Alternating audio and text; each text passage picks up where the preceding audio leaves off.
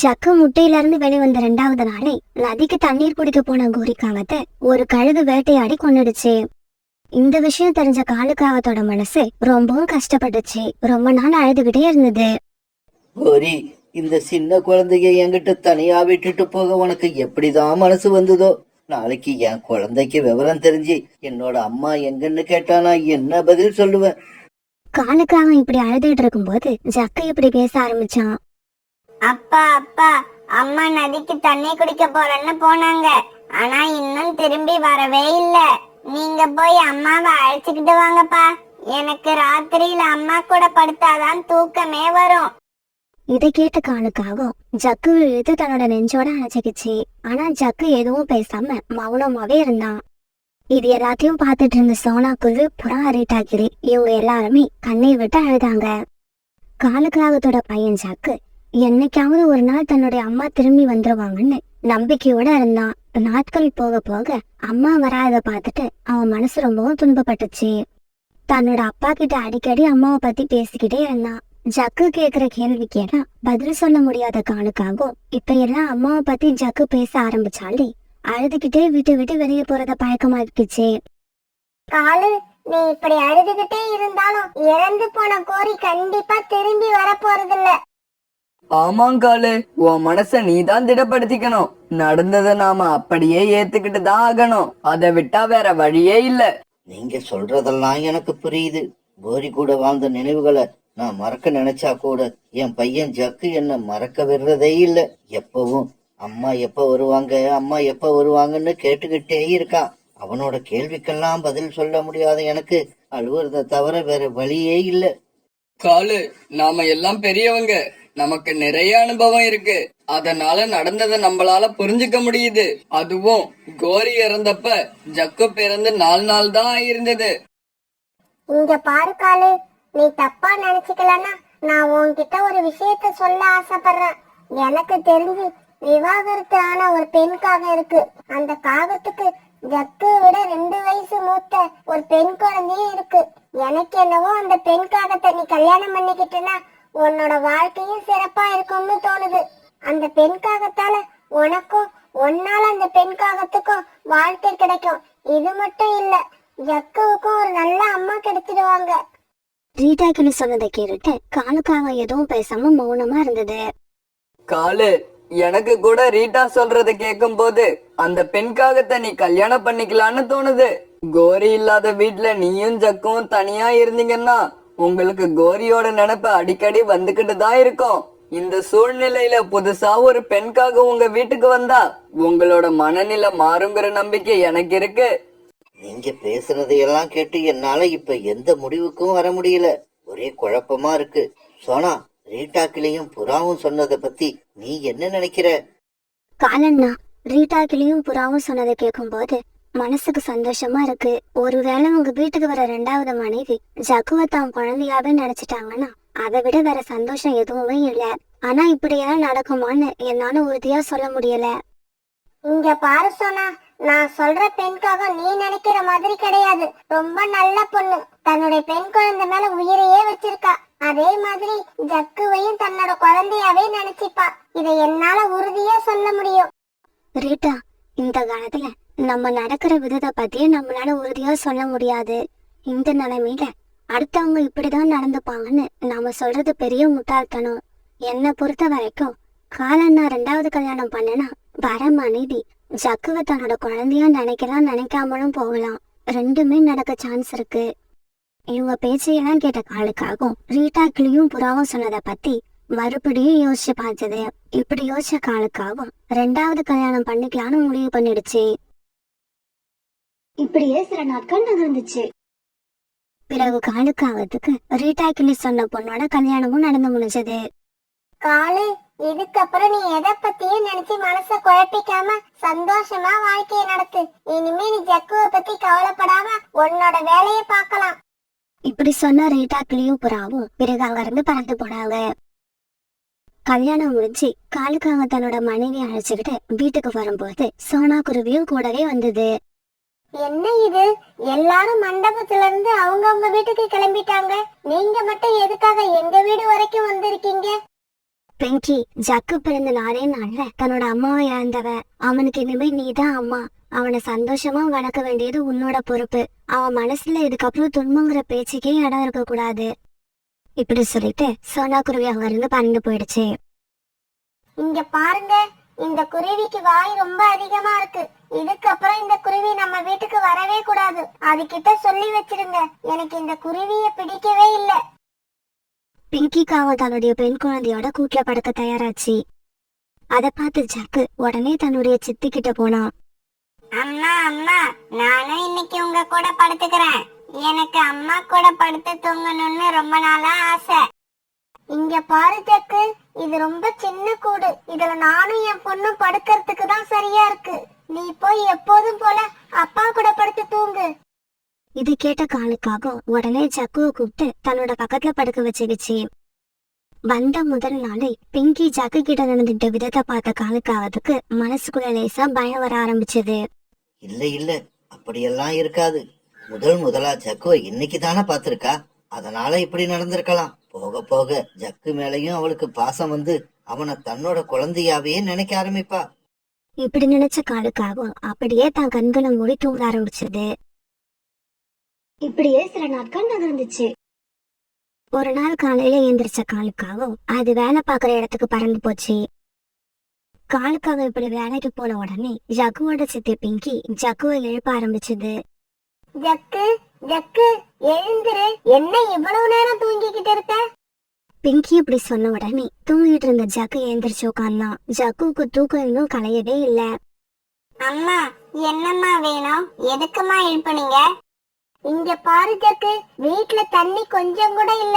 சீக்கிரமா இந்த பானையை எடுத்துக்கிட்டு போய் நதியில இருந்து தண்ணி எடுத்துக்கிட்டு வா. அம்மா, நான் இது வரைக்கும் தண்ணி எடுத்துக்கிட்டு வந்ததே இல்ல. அதுவும் இல்லாம இந்த பானை ரொம்ப பெருசா இருக்கு. என் கூட அக்காவையும் அனுப்பி வைங்க. என்னது, அக்காவை அனுப்பி வைக்கணுமா? அவ தூங்கிக்கிட்டு இருக்கிறத நீ பாக்கலையா? போ போ, சீக்கிரமா போய் தண்ணி எடுத்துக்கிட்டு வா. நீ தண்ணி எடுத்துக்கிட்டு வந்ததுக்கு அப்புறம் தான் நான் சமைக்க ஆரம்பிக்கணும். பிங்கி இப்படி சொல்ல ஜக்கு உடனே அந்த பானையை தூக்கிட்டு தண்ணீர் எடுக்கிறதுக்காக நதியை நோக்கி பறந்து போனான். ஜக்கு இப்படி போய் கொஞ்ச நேரத்துல எல்லாம் சோனா குருவி காலுக்காக வீட்டுக்கு வந்தது. இப்படி வந்து சோனா குருவி வாசலுக்காக தட்ட ஆரம்பிச்சது. சோனாக்கா, என்ன வேணும் உங்களுக்கு? பிங்கி, எங்க வீட்டுல இன்னைக்கு இடியாப்பம் செஞ்சேன். ஜக்குவுக்கு இடியாப்பம்னா ரொம்ப பிடிக்கும். அதான் அவனுக்கு இடியாப்பம் கொடுத்துட்டு போலான்னு எடுத்துட்டு வந்தேன். ஜக்குவை கொஞ்சம் கூப்பிடு, அவனை பார்த்து ரொம்ப நாள் ஆகுது. இங்க பாருங்க, ஜக்கு சின்ன குழந்தை தானே, அதனால இன்னும் எழுந்திருக்கல, தூங்கிக்கிட்டு இருக்கான். நீங்க இடியாப்பத்தை கொடுத்துட்டு போங்க. அவன் எழுந்த உடனே நானே அவன்கிட்ட கொடுக்கறேன். பிங்கி இப்படி சொன்ன உடனே சோனா குருவி இடியாப்பத்தை பிங்கி கிட்ட கொடுத்துட்டு தன்னுடைய வீட்டுக்கு பறந்து போச்சு. இப்படி போன சோனா குருவி எதிரில ஜக்கு ஒரு பானை நிறைய தண்ணீர் எடுத்துட்டு பறக்க முடியாம பறந்து வந்ததை பாத்துருச்சு. இத பார்த்த சோனா குருவி அவனை நிறுத்தி அவன்கிட்ட இப்படி பேச ஆரம்பிச்சது. ஜக்கு, இவ்வளவு பெரிய பானையை உன்கிட்ட கொடுத்து யாரு தண்ணி எடுத்துட்டு வர சொன்னது? புதுசா வந்த அம்மா தான் இந்த பானைய கொடுத்து தண்ணி எடுத்துக்கிட்டு வர சொன்னாங்க. நான் அக்காவையும் கூட அனுப்புங்கன்னு கேட்டேன், ஆனா அவங்க அனுப்பல. ஜக்கு, இப்ப எல்லாம் வீட்டுல சந்தோஷமா இருக்கியா இல்லையா? இல்ல ஆண்டி, இந்த அம்மா வந்ததுல இருந்து எனக்கு ஏதாவது கஷ்டமான வேலையை கொடுத்துக்கிட்டே இருக்காங்க. என்னால செய்ய முடியலன்னு சொன்னா திட்டுறாங்க. அதனாலயே அவங்க என்ன வேலை சொன்னாலும் நான் செஞ்சிடுவேன். இதை கேட்ட சோனா குருவியோட கண்ணுல அதையும் அறியாம கண்ணீர் வர ஆரம்பிச்சது. அதுக்கப்புறம் சோனா குருவி எதுவுமே பேசல. பிறகு அந்த தண்ணீர் பானையை தூக்கிக்கிட்டு சோனா குருவி ஜக்குவை கொண்டு போய் வீட்டுல விடுறதுக்காக அவங்க கூட பறந்து போச்சு. தண்ணீர் பானையை தூக்கிட்டு சோனா குருவி தன்னோட வீட்டுக்கு வரதை பார்த்த பிங்கிக்கு எதுவுமே புரியல. அதனால மௌனமா இருந்தது. பிங்கி, உன் பொண்ணு ஜக்குவை விட 2 வயசு மூத்தவ தானே. தண்ணி எடுக்க நதிக்கரைக்கு அவளை அனுப்பாம எதுக்காக இந்த சின்ன பையனை அனுப்பி வைக்கிற? இவனால இந்த தண்ணீர் பானைய சரியா தூக்க கூட முடியல. இங்க பாருங்க சோனாக்கா, எனக்கு என் பொண்ணு வேற ஜக்கு வேற கிடையாது. எனக்கு 2 பேருமே ஒண்ணுதான். உங்கள மாதிரி எல்லாம் எனக்கு 2 பேரையும் பிரிச்சு பார்க்க தெரியல. ஆனா இப்படி நீங்க அடிக்கடி வீட்டுக்குள்ள வந்து என்கிட்ட பேச ஆரம்பிச்சீங்கன்னா எனக்கு உங்கள மாதிரி பிரிச்சு பாக்குற புத்தி வந்துருமோன்னு பயமா இருக்கு. தயவு செய்து சொல்றேன், இதுக்கப்புறம் எங்க வீட்டுக்கு வராதீங்க. இங்க பாரு பிங்கி, நீ பேசுற பேச்சுக்கும் செய்யற செயலுக்கும் சம்பந்தமே இல்லாம இருக்கு. உன்னை நீயே மாத்திக்க, இல்லைன்னா ஜக்குவோட அப்பாவை பார்த்து நானே எல்லா உண்மையும் சொல்லிடுவேன். இதுதான் உனக்கு கொடுக்கற கடைசி எச்சரிக்கை. இப்படி சொன்ன சோனா குருவி அங்க இருந்து பறந்து போயிடுச்சு. இப்படியே சில நாட்கள் நகர்ந்துச்சு. நாட்கள் வேகமா ஓடனாலும் பிங்கி தன்னையோ தன்னோட செயலையோ மாத்திக்கவே இல்லை. ஒரு நாள் காலுக்காக சாயங்காலம் வேலையில இருந்து வீட்டுக்கு திரும்பும் போது பழங்களும் கொஞ்சம் தானியங்களும் எடுத்துட்டு வந்தது. காலுக்காக இப்படி கொண்டு வந்த உடனே பிங்கியோட பெண் குழந்தை பழத்தை எடுத்து சாப்பிட ஆரம்பிச்சது. ஜக்கா அந்த தானியங்கள் பக்கத்துல போய் உட்காந்து அதை சாப்பிட ஆரம்பிச்சான். பிங்கி, குழந்தைங்க 2 பேரும் அவங்க இஷ்டத்துக்கு சாப்பிடுறாங்க. இதனை வேடிக்கை பார்த்துக்கிட்டு இருக்க. அந்த பழத்தை எடுத்து 2 பேருக்கும் ஆளுக்கு பாதியா வெட்டி கொடு. என்னங்க, இது இன்னைக்கு மட்டும் நடக்கல, தினமும் இப்படிதான் நடக்கும். ஏன்னா ஜக்குவுக்கு பழங்களே பிடிக்க மாட்டேங்குது. அவன் காஞ்ச தானியங்களை தான் ஆசையா சாப்பிடுறான். அப்படியா ஜக்கு, அம்மா சொல்றது உண்மையா? உனக்கு காஞ்ச தானியங்கள் தான் பிடிக்குமா? ஆமாம்பா, எனக்கு காஞ்ச தானியங்கள் தான் பிடிச்சிருக்கு. அப்பா போனதுக்கு அப்புறம் அம்மா கிட்ட அடி வாங்காம இருக்கிறதுக்காக ஜக்கா அப்பா கிட்ட எப்படி போய் சொன்னான். ஒரு நாள் காலுக்காக ஜக்குவை குளிக்க வைக்கிறதுக்காக நதிக்கரைக்கு அழைச்சிட்டு போச்சு. இப்படி இவங்க குளிச்சுட்டு திரும்பி வரப்ப வழியில ஒரு பழம் கிடக்கிறத பார்த்தாங்க. அப்பா அப்பா, இந்த பழத்தை நான் சாப்பிடவா? இப்படி கேட்ட ஜக்கு உடனே அந்த பழத்தை வேக வேகமா சாப்பிட ஆரம்பிச்சான். ஜக்கு இந்த பழத்தை சாப்பிட்டு முடிக்கிற வரைக்கும் பொறுமையா இருந்த காலுக்காக பிறகு இப்படி கேட்டது. ஜக்கு, அன்னைக்கு என்னவோ உனக்கு பழங்களே பிடிக்காதுன்னு சொன்ன, இப்ப என்னடானா இந்த பழத்தை இவ்வளவு ஆர்வமா சாப்பிடுற? அப்பா இப்படி கேட்ட உடனே ஜக்கா அழுதுகிட்டு நடந்த எல்லாத்தையும் அப்பா கிட்ட சொல்ல ஆரம்பிச்சான். அப்பா, எனக்கு பழங்களை சாப்பிட ஆசையா தான் இருக்கும். என்ன பண்றது? அம்மாவோட அடிக்கு பயந்துதான் நான் பழங்களை சாப்பிடாம காஞ்ச தானியங்களை மட்டும் சாப்பிடுவேன். இதை கேட்டுட்டு காலுக்காகத்துக்கு தன்னோட 2வது மனைவி மேல கோபமா வந்தது. நேரா தன்னோட வீட்டுக்கு வந்த காலுக்காகவும் தன்னோட ஆத்திரம் தீர்ற வரைக்கும் பிங்கிக்கு 4-5 அடி கொடுத்தது. இப்படி பிங்கி அடிச்ச காலுக்காகவும் உடனே பிங்கியோட பெண் குழந்தை 2 பேரையும் வீட்டை விட்டு வெளியே அனுப்பிடுச்சு. காலுக்காக வீட்டுல நடக்கிற எல்லாத்தையும் பார்த்த சோனா குருவி, புறா, ரீட்டா கிளி எல்லாரும் அங்க வந்தாங்க. காலு, என்ன மன்னிச்சுக்க. இந்த பிங்கி இப்படிப்பட்டவளா இருப்பான்னு எனக்கு தெரியாது. ரீட்டா, இதுல உன்னோட தப்பு எதுவும் இல்ல. நீ எனக்கு நல்லதுதான் நினைச்ச, ஆனா நடந்ததுதான் கெட்டதா மாறிடுச்சு. காலண்ணா, இந்த பிங்கி கெட்ட எண்ணம் கொண்டவன்னு எனக்கு ஏற்கனவே தெரியும். இருந்தாலும் திருந்ததுக்கு ஒரு சந்தர்ப்பம் கொடுத்து பார்த்தேன். இவ திருந்தாத ஜென்மம்னு எனக்கு இப்பதான் தெரியுது. இதுக்கப்புறம் நீங்க ஜக்குவை பத்தி கவலையே படாதீங்க. நீங்க வேலைக்கு போற சமயத்துல நாங்க 3 பேரும் எங்களோட வீட்டுல அவனை வச்சுக்கிறோம். ஆமாங்காலு, இனிமே நீ ஜக்குவ பத்தி கவலையே படாத. கௌரிக்காகவும் உனக்காகவும் இத நாங்க கண்டிப்பா செய்வோம். இந்த நிகழ்ச்சிக்கு அப்புறம் ஜக்குவ காலுக்காவதோட நண்பர்கள் 3 பேரும் தங்களுடைய வீட்டுல வச்சு அன்பா கவனிக்க ஆரம்பிச்சாங்க. தூரமா இருந்த ஒரு காட்டுல நிறைய பறவைகள் ஒத்துமையாவும் அன்பாவும் வாழ்ந்து வந்தாங்க. அப்படி வாழ்ந்த பறவைங்கள்ல நிறைய பேர் தங்களோட கூடுகள்ல முட்டையிட்டு அதை பத்திரமா பாதுகாத்து வந்தாங்க.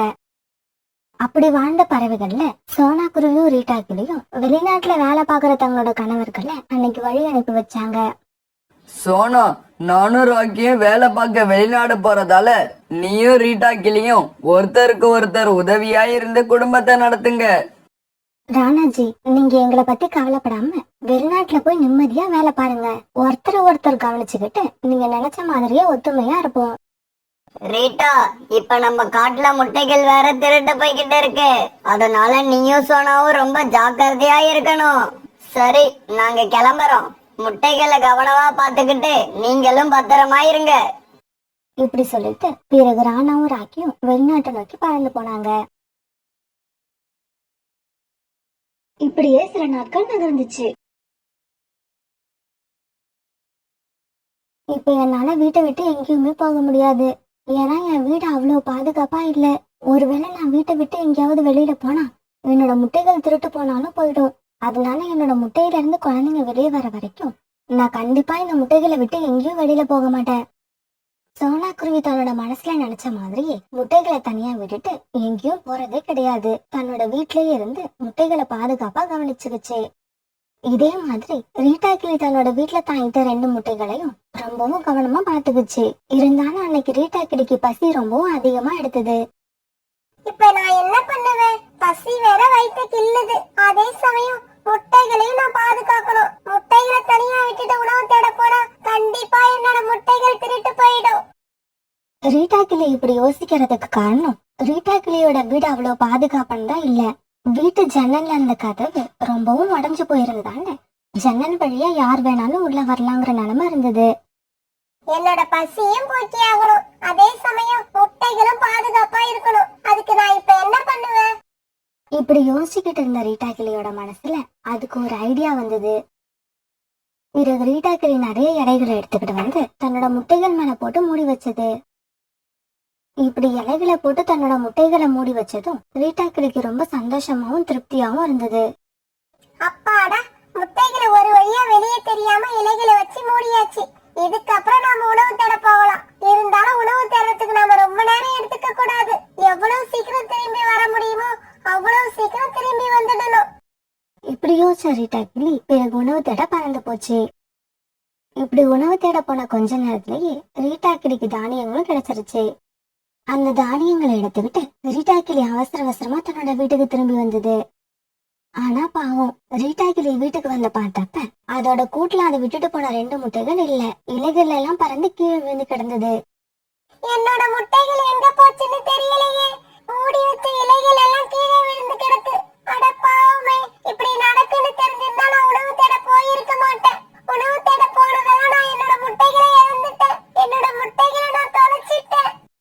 பாவம் ரீட்டா கிளி விட்ட முட்டைகளை யாரோ திருடிட்டு போயிட்டாங்க. என்ன செய்யறதுன்னு தெரியாத ரீட்டா கிளி இப்படி அழுதுகிட்டே இருந்தது. இந்த மாதிரி ரீட்டா கிளி வீட்டுல மட்டும் இல்ல, இன்னும் நிறைய இடங்கள்ல முட்டை திருட்டு போயிட்டு தான் இருந்தது. ஆனா அந்த காட்டுல உள்ள பறவைங்களுக்கு யார் முட்டையை திருடிட்டு போறதுன்னு தெரியவே இல்லை. சோனா குருவி தான் முட்டையிடுறதுக்கு முன்னாடி புத்திசாலித்தனமா தனக்கு தேவைப்படுற உணவுகளை கொண்டு வந்து சேகரிச்சுக்குச்சு. அதனால சோனா குருவி வெளியில போறதுக்கான அவசியமே ஏற்படல. இப்படி இருக்கிறப்ப ஒரு நாள் காலுக்காகத்தோட மனைவி கோரிக்காகவும் சோனா குருவி பார்க்க அவங்க வீட்டுக்கு வந்தது. என்ன சோனா, இப்ப கொஞ்ச நாளா உன்னை வெளியில எங்கேயுமே பார்க்க முடியல. உன்னோட உடம்புக்கு எந்த பிரச்சனையும் இல்லல்ல? நல்லாதானே இருக்க? கோரி அக்கா, எனக்கு உடம்பெல்லாம் நல்லாதான் இருக்கு. இருந்தாலும் நான் இப்ப 2 முட்டைகள் இட்டு இருக்கேன். அதனாலதான் வீட்டை விட்டு எங்கேயும் வெளியில கிளம்பாம இருக்கேன். உங்களுக்கு தான் தெரியுமே, நம்ம காட்டுல முட்டைகள் இப்ப அதிகமா திருட்டு போகுது. அதனால முட்டைகளை தனியா விட்டுட்டு நான் எங்கேயுமே போறதில்ல. ஆமா கோரி அக்கா, நான் என்ன பத்தியே பேசிட்டு இருக்கேன். உங்களை பத்தி விசாரிக்கவே இல்ல. நீங்க எப்படி இருக்கீங்க? இப்ப இங்க என்ன விஷயமா வந்தீங்க? என்ன சோனா இப்படி கேட்டுட்ட? உன்னை பார்த்து ரொம்ப நாள் ஆகுது. நீயும் வெளியில வர்றதே இல்ல. அதனால உனக்கு உடம்பு சரியில்லாம போயிருக்குமோன்னு நினைச்சுதான் உன்னை பாக்கிறதுக்காக இப்ப வந்தேன். அப்படி நான் வந்தது தப்புன்னா என்ன மன்னிச்சிடு சோனா. என்ன கோரி அக்கா, என்கிட்ட போய் மன்னிப்பெல்லாம் கேக்குறீங்க? நீங்க என் வீட்டுக்கு வந்தது தப்புன்னு நான் சொல்லவே இல்லையே. எனக்கு ஒரு அக்கா இருந்திருந்தா என்னை காணாம அவங்க இப்படி என்னை தேடி வந்திருப்பாங்கல்ல. அதே மாதிரி நீங்களும் என்னை பாக்குறதுக்காக தேடி வந்திருக்கீங்க. இதுக்கு நான் ரொம்ப கொடுத்து வச்சிருக்கணும். நீங்க எப்ப வேணாலும் என்னை பாக்குறதுக்காக என் வீட்டுக்கு வரலாம்.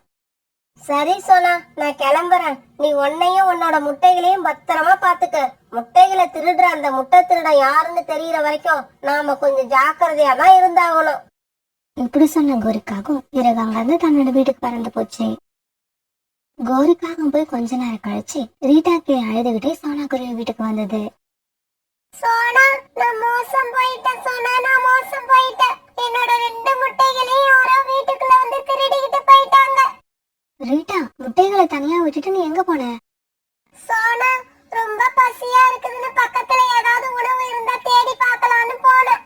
அப்பா கூட என்னோட முட்டைகளை இலைகளை வச்சு மூடிட்டு தான் போனேன். அப்படியே என்னோட முட்டைகள் திருட்டு போயிடுச்சு. ரீட்டா, உன்னோட வீட்டுல உணவு கொண்டு வந்து சேகரிச்சு வச்சிருந்தீங்களே, அதெல்லாம் எங்க? சோனா, நான் கொண்டு வந்து சேகரிச்சு வச்ச உணவெல்லாம் தீர்ந்து போயிடுச்சு. அதனாலதான் வெளியே போற மாதிரி ஒரு சூழ்நிலை உண்டாச்சு. சரி ரீட்டா, மனசை தேத்திக்க. ஏன்னா நீ எவ்வளவு அழுதாலும் காணாம போன உன்னோட முட்டைகள் திரும்பி வரப்போறதே இல்ல. சோனா குருவியோட இந்த பேச்சை கேட்ட ரீட்டா கிளி பிறகு அழுதுகிட்டு தன்னோட வீட்டை நோக்கி பறந்து போச்சு. இப்படியே சில நாட்கள் நகர்ந்துச்சு. பிறகு ஒரு நாள் கோரிக்காவை மறுபடியும் சோனா குருவியை பார்க்க அவங்க வீட்டுக்கு வந்தது. சோனா, எப்படி இருக்க? இன்னுமா உன்னோட முட்டைகள்ல இருந்து குழந்தைங்க வெளில வரல? இல்ல கோரி அக்கா, என்னோட முட்டைகள்ல இருந்து குழந்தைங்க வெளிவரத்துக்கு இன்னும் கொஞ்சம் நாட்கள் ஆகும். அப்புறம் கோரி அக்கா, நீங்க எப்படி இருக்கீங்க? நான் நல்லாதான் இருக்கேன் சோனா. இந்த பக்கம் ஒரு வேலையா வந்தேன். அப்போ உன்னோட ஞாபகம் வந்ததால உன்னையும் பார்த்துட்டு உன்னோட முட்டைகள்ல இருந்த குழந்தைகளையும் வெளியே வந்துருச்சான்னு தெரிஞ்சுக்கிட்டு போகலான்னு தான் இங்க வந்தேன். கோரி அக்கா, என் மேல இவ்வளவு அன்பு வச்சிருக்கிறதுக்கு ரொம்பவும் நன்றி. என்னோட குழந்தைங்க வெளி வந்த உடனே நானே உங்க வீட்டுக்கு வந்து உங்ககிட்ட அந்த சந்தோஷமான செய்தியை சொல்லுவேன். சோனா குருவி இப்படி சொன்னதுக்கு அப்புறம் கோரிக்காக சோனா குருவி வீட்டுல இருந்து தன்னோட வீட்டை நோக்கி பறந்து போச்சு. காலுஜி, நான் எப்போ சோனா குருவி வீட்டுக்கு போனாலும் சோனா குருவி வீட்டுல தான் இருக்கு. வெளியில எங்கேயும் போக மாட்டேங்குது. அதோட 2 முட்டைகளையும் பாக்குறப்ப என்னோட வாய் எப்படி தெரியுமா ஊறுது. இருந்தாலும் நான் ரொம்ப கண்ட்ரோல் பண்ணிக்கிட்டு திரும்பி வந்துடுறேன். அந்த முட்டைகளை நான் சாப்பிடறதுக்கு ஏதாவது ஐடியா சொல்லுங்க காலுஜி. இன்னும் நாம லேட் பண்ணிக்கிட்டே இருந்தோம்னா அந்த முட்டைகள்ல இருந்து குழந்தைங்களே வெளியில வந்துடும். என்ன கோரி, தினமும் உனக்காக எத்தனையோ முட்டைகளை திருடி கொண்டு வர்றேனா? சோனா குருவியோட முட்டைகளை திருடி கொண்டு வர மாட்டானா? இங்க பார், நான் சொல்றபடி செய். உனக்கு அந்த சோனா குருவியோட முட்டைகளை இன்னைக்கே கொண்டு வரேன். இப்படி சொன்ன காலுக்காக பிறகு கோரிக்காக காதுல போய் ஏதோ சொல்லுச்சு. இவ்வளவுதானா விஷயம்? காலுஜி, இதோ நான் இப்பவே கிளம்பிட்டேன் சோனா குருவி வீட்டுக்கு. இப்படி சொன்ன கோரிக்காக பிறகு சோனா குருவி வீட்டுக்கு போய் அழ ஆரம்பிச்சது. கோரி அக்கா, என்னாச்சு? எதுக்காக அழுவுறீங்க? சோனா, காலுஜி இப்பெல்லாம் என்கிட்ட தினம் தினம் ஏதாவது சண்டை வளர்த்து என்னை போட்டு அடி அடின்னு அடிக்கிறாரு. என்னது? காலண்ணா அப்படியெல்லாம் நடந்துக்க மாட்டாரே, என்னாச்சு அவருக்கு? அடிச்சா கூட பரவாயில்ல சோனா, அப்படி அடிக்கிறப்ப எல்லாம் உன்னை அடிச்சா கேட்கறதுக்கு யாருமே கிடையாதுன்னு சொல்லி சொல்லி அடிக்கிறாரு. அதுதான் என்னோட மனசுக்கு ரொம்பவும் வருத்தமா இருக்கு. அவர் சொல்றதும் உண்மைதான். எனக்குன்னு இந்த உலகத்துல வேற யாருமே இல்ல. கோரி அக்கா, இப்படி எல்லாம் பேசாதீங்க. இந்த முட்டைகளை பாதுகாக்கிற ஒரே காரணத்துக்காக தான் இப்ப என்னால எங்கேயும் வெளியில வர முடியல. இல்லன்னா கண்டிப்பா நான் காலண்ணா கிட்ட வந்து உங்களுக்காக பேசுவேன். உன்னோட நிலைமை எனக்கு நல்லா தெரியும் சோனா. அதனாலதான் உன்னை நான் கூப்பிடவே இல்ல. விடு, என் தலையில என்ன எழுதியிருக்கோ அதுவே நடக்கட்டும். அடிய தாங்குற வரைக்கும் தாங்குவேன். தாங்க முடியலன்னா என்னோட உயிரை நானே போக்கிக்கிட்டு இந்த உலகத்தை விட்டு நிம்மதியா போயிடுவேன். கோரிக்காக இப்படி சொன்ன உடனே சோனா குருவியால அதை தாங்க முடியல. அதோட மனசுல கோரிக்காக மேல ரொம்பவும் இறக்கம் வந்துடுச்சு. கோரி அக்கா, அப்படியெல்லாம் முட்டாள்தனமா எந்த முடிவும் எடுக்காதீங்க. இருங்க, வீட்டை தாப்பால் போட்டுட்டு நான் உங்க கூட வரேன். உங்களை இந்த நிலைமையில பார்க்க எனக்கு மனசு ரொம்பவும் கஷ்டமா இருக்கு. இப்படி சொன்ன சோனா குருவி பிறகு தன்னுடைய வீட்டு வெளிப்பக்கமா தாப்பால் போட்டுட்டு காலுக்காகத்தை பாக்கிறதுக்காக கோரிக்காகத்தோட பறந்து போச்சு. இதையெல்லாம் ஒரு மரத்துக்கு பின்னால இருந்து மறைஞ்சு பாத்துக்கிட்டு இருந்த காலுக்காகவும் இப்ப ரொம்ப சந்தோஷமா சோனா குருவி வீட்டு வாசலுக்கு வந்தது. இப்படி வந்த காலுக்காகவும் கதவை திறந்துகிட்டு உள்ள போலான்னு நினைக்கிறப்ப ரீட்டா கிளி அங்க வந்துருச்சு. என்ன காலு, சோனா குருவி வீட்டு கதவு கிட்ட நீ என்ன பண்ற? ரீட்டா கிளி அந்த சமயத்துல வந்ததை பார்த்த காலுக்காகத்துக்கு எதுவுமே புரியல. இல்ல ரீட்டா, வந்து வீட்டுக்குள்ள இருந்து யாரோ என்ன கூப்பிட்ட மாதிரி சத்தம் கேட்டுச்சு. அதனாலதான் கதவை திறந்து வீட்டுக்குள்ள போலாம்னு பார்த்தேன். என்னது, வீட்டுக்குள்ள இருந்து யாரோ கூப்பிட்டாங்களா? இதோ ஒரு நிமிஷம் இரு, நான் சோனா குருவி கிட்ட கேட்டுட்டு சொல்றேன். இப்படி சொல்லிட்டு கதவை திறந்து ரீட்டா கிளி வீட்டுக்குள்ள யாருமே இல்லைங்கறத தெரிஞ்சுக்கிச்சு. என்ன இது, வீட்டுக்குள்ள யாருமே இல்ல, சோனா குருவியோட முட்டைகள் மட்டும் தனியா இருக்கு. சோனா குருவி இந்த மாதிரி முட்டைகளை தனியா விட்டுட்டு எங்கேயும் போகாதே. இப்படி யோசிச்ச ரீட்டா கிளி பிறகு காலுக்காகத்தை பார்த்து இப்படி சொல்லுச்சு.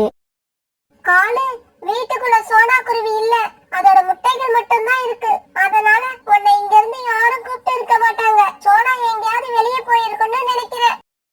சரி சரி, நான் சோனா குருவி வந்த உடனே பார்த்துட்டே போறேன். ரீட்டா, நீ இப்ப இங்க இருந்து கிளம்பலாம்.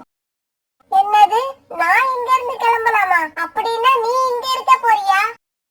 இல்ல இல்ல, சோனா குருவி வர்ற வரைக்கும் அதோட முட்டைகளுக்கு பாதுகாப்பா இருக்கலாம்னு நினைச்சேன். சோனா குருவியோட முட்டைகளை நான் பாத்துக்கிறேன். அத பத்தி உனக்கு கவலை வேண்டாம். நீ இப்ப இங்க இருந்து தாராளமா கிளம்பலாம். என்னது, சோனா குருவியோட முட்டைகளை நீ பாதுகாக்க போறியா? உன்னோட முட்டைகளையே உன்னால பத்திரமா பாத்துக்க முடியல, இதுல சோனா குருவியோட முட்டையை நீ பாதுகாக்க போறியா? ஆமா, என்னோட முட்டைகள் திருட்டு போனது உனக்கு எப்படி தெரியும்? இந்த விஷயம் எனக்கும் சோனாவுக்கு மட்டும்தான் தெரியும். வேற யாருக்கும் நாங்க இத சொல்லவே இல்ல. ரீட்டா, அதெல்லாம் எனக்கு தெரியாது. என் மனைவி கோரி சொல்லிதான் உன்னோட முட்டைகள் திருட்டு போனதையே எனக்கு தெரியும். சரி சரி, எனக்கு ரொம்ப வேலை இருக்கு, நான் கிளம்புறேன். இப்படி சொன்ன காலுக்காகவும் பிறகு அங்கிருந்து கிளம்பி பறந்து போயிடுச்சு.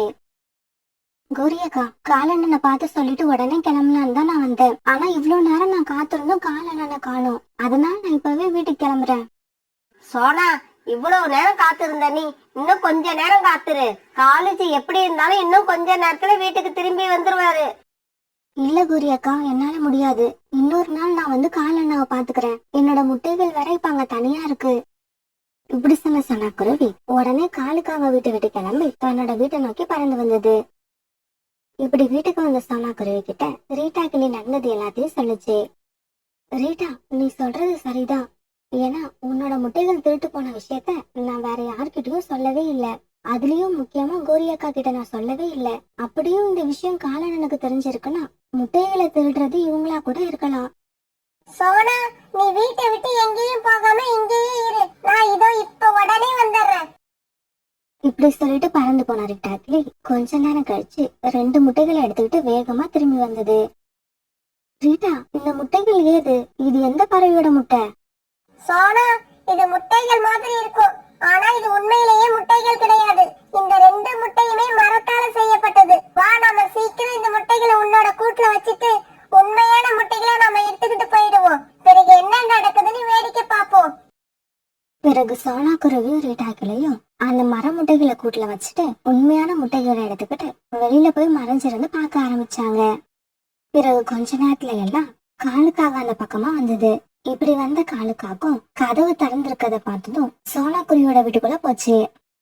என்ன இது, வீட்டுக்குள்ள யாரையுமே காணோம். நம்ம கிட்ட முட்டைகளை பாதுகாக்க போறேன்னு வசனம் பேசின ரீட்டா கிளியும் இங்க இல்ல.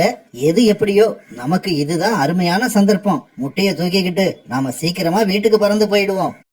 காலுக்காக இப்படி நினைச்சுக்கிட்டு இருக்கும்போது கோரிக்காகவும் அங்க வந்துருச்சு. காலேஜி, உங்களுக்கு சுத்தமா அறிவே இல்ல. நான் எவ்வளவு கஷ்டப்பட்டு சோனாக்குருவி இங்க இருந்து வெளியில அழைச்சிக்கிட்டு போனா, நீங்க அந்த சமயத்துல என்ன பண்ணிக்கிட்டு இருந்தீங்க? கோரி, இந்த விஷயத்துல நீ என்ன திட்டவே கூடாது. ஏன்னா இந்த முட்டைகளை குடிக்கிறதுக்கு உனக்குள்ள ஆர்வத்தை விட இந்த முட்டைகளை திருடி கொண்டு வந்து உனக்கு கொடுக்கறதுல எனக்கு அதிகமா ஆர்வம் இருக்கு. பிறகு காலுக்காகவும் ரீட்டா கிளி வந்த விஷயத்தையெல்லாம் கோரிக்காகத்துக்கிட்ட எடுத்து சொல்லுச்சு. சரி காலேஜி, வாங்க. இப்ப யாரும் இல்ல. நாம 2 பேரும் ஆளுக்கு ஒரு முட்டையா வச்சுட்டு சீக்கிரமா இடத்த காலி பண்ணுவோம். கோரி, இப்ப நாம 2 பேரும் ஒரே சமயத்துல முட்டையை உடைச்சு குடிக்கிறோம். நான் 1 2 3 சொல்றேன். 3 சொல்லி முடிச்ச உடனே முட்டைய உடைக்கிறோம், குடிக்கிறோம். இப்படி சொன்ன காலுக்காகவும் பிறகு 1 2 3 சொல்ல ஆரம்பிச்சது. 1 2 3. காலுக்காக இப்படி 1 2 3 சொல்லி முடிச்ச உடனே 2 காகங்களும் உண்மையான முட்டைன்னு நினைச்சுக்கிட்டு அந்த மர முட்டைய வேகமா கொத்த 2 பேரோட அடங்களும் உடைஞ்சு போயிடுச்சு. காலேஜி, முட்டை என்ன இவ்வளவு ஸ்ட்ராங்கா இருக்கு? இத கொத்தனதால நம்ம 2 பேரோட அலகுகளும் உடைஞ்சே போயிடுச்சு. அலகுகள் உடைஞ்சு போன சோகத்துல 2 காகங்களும் அழுதுகிட்டு இருக்க இப்ப சோனாக்குருவியும் ரீட்டா கிளியும் வீட்டுக்குள்ள வந்தாங்க. ஏன் நம்பிக்கை துரோகிகளே, உங்களுக்கு இந்த தண்டனை சரியான தண்டனை தான். ஏன்னா இது வரைக்கும் மத்தவங்க முட்டைகளை திருடி தின்னு காலத்தை ஓட்டிக்கிட்டு இருந்த நீங்க 2 பேரும் இதுக்கப்புறம் யாரோட முட்டையும் உடைச்சு குடிக்க முடியாது. ரீட்டா, ஏன் இந்த காகங்கள் கிட்ட இவ்வளவு கோபம் பேசுற? அவங்க பாவம், அவங்க கிட்ட கொஞ்சம் கருணை காட்டு. காலண்ணா, கோரி அக்கா, நீங்க 2 பேரும் இந்த முட்டைகளை ரொம்ப அவசரமா கொத்தினதால தான் உங்க அலகுகள் உடைஞ்சு போச்சு. அதனால இப்ப என்ன பண்றீங்க? இந்த 2 முட்டையையும் உங்க வீட்டுக்கு கொண்டு போய் வச்சு பொறுமையா உடைச்சு குடிங்க. இப்படி சொல்லிட்டு பிறகு ரீட்டா கிளியும் சோனாக்குருவியும் சந்தோஷமா சிரிச்சாங்க.